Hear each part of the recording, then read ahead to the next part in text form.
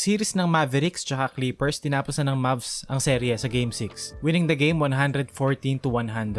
Isa sa mga performers of the night, bukod kay Kyrie Irving, ay si Luka Doncic, who finished with 28 points, 7 rebounds, and 13 assists. Si Luka, isa sa mga pinaka-asset niya talaga as a player ay yung basketball IQ niya and kung paano siya mag-read ng mga nangyayari sa court. Basically, making reads. Pero ang gusto ko pag-usapan sa video na to ay kung paano nilalagay ni Luka yung sarili niya sa sitwasyon para makapag-take advantage siya at magamit niya yung biggest strength niya, which is making reads. So kung sa clip na to makikita natin, okay, there's a ball screen from Daniel Gafford. So na-switch ngayon si Zubac against Luka on an isolation play. Nakita natin si Luka, aatakihin niya si Zubac, magde-decelerate si Luka. Titingnan niya kung saan pupunta si Zubac. Magko-commit ba or magda-drop? Kasi pag nag-commit si Zubac dito, pwede maka-blow by si Luka. And magsa-snake siya papunta rito, mag-gogortat si Gafford, and then meron siyang shot at the rim or PJ Washington kapag nag-help over si James Harden. Pero kung hindi naman, mag-stay as is si Zubac, pwedeng atakihin ni Luka yung katawan ni Zubac para makakuha si Luka ng gap or ng space para sa floater. Na ganun yung ginawa niya sa play na to. Kasi hindi nag-commit si Zubac pero hindi rin siya nag-drop. Again, sa play na to, hang dribble, ball screen, 2 on the ball. Kung mapapansin natin si Luka, ang binabasa niya, hindi naman yung tao niya. Kasi once na ma-recognize ni Luka na meron siyang dalawa na defenders sa kanya with the ball, ang binabasa na ni Luka dito ay hindi yung tao niya. Yung help defender, which is si James Harden. Magko-commit ba si Harden? Magtatag ba siya papunta kay Daniel Gafford? Or magsistick ba si Harden sa shooter and giving Gafford a lane right to the basket? So, yun yung binabasa ni Luka sa play na to. Makikita natin dito, play natin, Luka, ginather niya yung bola, nakita niya si Harden, hindi siya aggressive tagging the roller and hindi rin siya nagsistick. So, nasa gitna lang si Harden, barely playing any defense. So, binigay ni Luka kay Gafford kasi there's no way Harden could stop a rim-rolling big man like Daniel Gafford. Which is yun yung nangyari sa play na yun. And again, dito, ang babasahin ni Luka Doncic dito, after niyang dumaan sa ball screen, ay yung help defender. Sa kaso na to, si PJ Tucker. Kung makikita natin rito, boxes and elbows, magsho-show at the level si Zubac after ng ball screen. So, there's going to be a lane for Derek Lively para mag-roll, mag-dive sa basket. So, ang babasahin ni Luka rito, si PJ Tucker.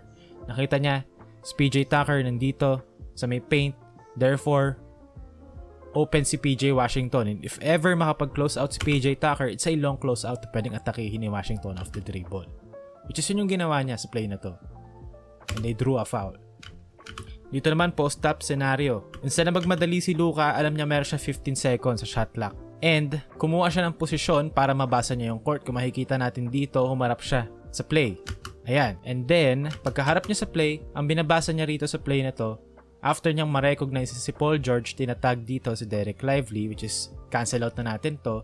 There's 2 versus 1. Terrence Mann versus 2 shooters. So, ang binabasa ni Luka rito, hindi yung tao niyang si Harden. Hindi nag-e-exist si Harden sa mundo ni Luka sa play na to. Tinitignan niya saan magko-commit si Mann. Dito ba o dito? Sa play na to, makikita natin si Terrence Mann. Nakatingin siya kay Luka. Pero, mas malapit si Mann kay Derek Jones. Therefore, open si PJ Washington sa corner. And it would be harder for Terrence Mann to close out kasi mag-open siya ng hips eh. Ayan yung setup ng paa niya. Kailangan niya pang buksan yung hips niya. Tatalikod siya. Full 180 para makabalik kay PJ Washington. And nagawa yun ni Luka kasi patient siya sa moves niya. Hindi siya nagmamadali. Tinitake niya yung time niya para basahin yung court and gawin yung tamang play. Again, dito, double drag. Nakita ni Luka na si Paul George ina-ice yung ball screen. So, nireject ni Luka yung ball screen. Nakita niya si Zubac again, showing at the level, meron siyang Paul George na tao. Therefore, pag nag-roll dito yung big man, it's going to be 2 versus 1. So, ang binabasa ngayon ni Luka rito, hindi yung tao niya. Kasi ito, constant yan eh. Over and drop yan eh. So, ang binabasa rito ngayon ni Luka, magko-commit ba si Powell sa roll o sa shooter? So, para siyang game talaga. Okay, sa play na to, nag-commit si Powell, tinag niya yung roller, therefore, open yung shooter. So, nagagawa ni Luka yon kasi hindi siya nagmamadali eh. Patient siya. Nagde-decelerate siya downhill. Hindi niya minamadali yung drives niya. And again, dito, downhill, pick and roll. Okay, nag-decelerate ulit si Luka. He gathered the ball, pick up. Nakita niya si Paul George, andito. Tapos si Zubac nasa kanya. Therefore, meron kang Derek Lively sa roll. Which is yun yung nakita ni Luka. Binabasa niya dun sa play na yon si Paul George, hindi yung tao niya. Sa play naman na to, again, transition, downhill, pick and roll. Again, same coverage, over and drop, tapos yung drop at the level. So, babasahin mo ngayon dito, bilang ikaw si Luka, after mo mag-decelerate and mag-slow down, yung help defense, si Westbrook. Okay, kasi ito si Powell, generally, you don't send help one pass away. So, talagang read dito, si Westbrook. Magko-commit ba si Westbrook sa paint or sa shooter? Nakita natin dito, hindi naman nag-commit si Westbrook. Therefore, merong lane si Luka right to the basket. Again dito, ball screen, over and drop again at the level. So, may role ngayon si Derek Lively dito against James Harden. So, si Luka, ang tinitignan dito sa James Harden.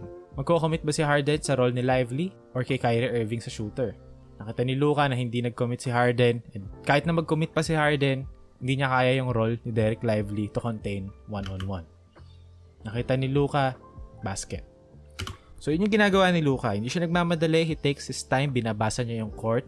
And binabasa niya yung help defense instead of the primary point of attack defense. Kasi yung ganun, makita mo lang na naka-over and drop sa'yo, alam mo na i-expect mo bilang ball handler. So, kailangan mong basahin saan nanggagaling yung help.